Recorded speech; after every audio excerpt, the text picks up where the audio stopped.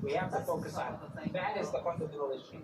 Let's listen to Representative Gloria Johnson. And when I was the lone vote against a Republican speaker, I was moved to a closet-sized office and had to stay there for a year. It was during COVID. There was no room to social distance.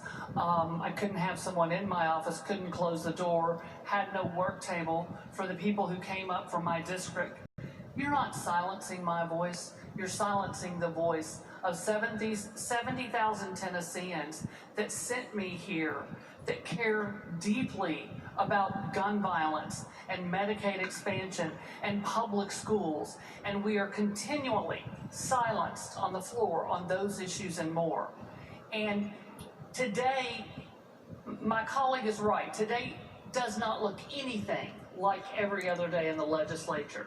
With all of these cameras here across the country, we're all getting allowed to speak, and there's a little more debate on the issues, and this is great. If this is how we behaved every day, maybe my colleagues could have spoken from our desks on an issue that is so incredibly important. You all, I'm just going to bet none of you have been in a classroom waiting for your class to come in, preparing your classroom, when you see a door open up at the cafeteria, children running down the hall, running down the hill. I had an outdoor classroom, screaming, crying, in terror. Kids I didn't even know also ran into my classroom because that's who I was. People in the school who I didn't have in class came to me for comfort. And I stood there trying to figure out what happened because they couldn't even articulate it for quite a bit of time, and found out that one of our students was shot and killed in the cafeteria while everyone was there, including the police, including the principals, including our other security.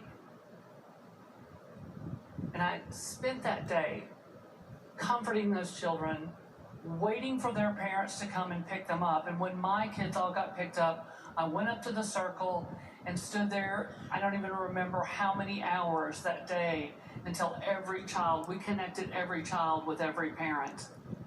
And except the dead one. Shock. You're moving in shock. The trauma on as long as it's not your kid, everything's fine. Ever forget. I don't want to forget it. And if I'm not allowed to speak that issue, that is why I walked up to this well, to stand with my other colleagues who were tired of having their voices cut off when we are trying to speak about violence in our classrooms, violence in our churches, violence in our restaurants and our grocery stores. I have to raise the voice of the people in my district. And I did what I felt those folks wanted me to do.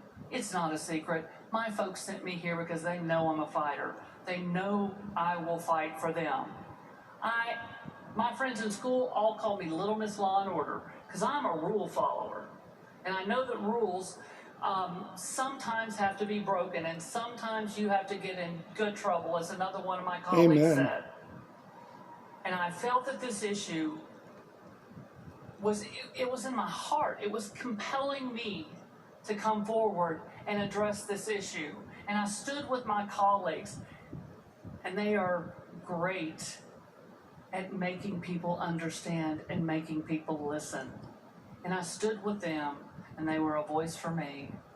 And I stood with them because we all feel our voices are being silenced and something had to be said. Representative Bolso.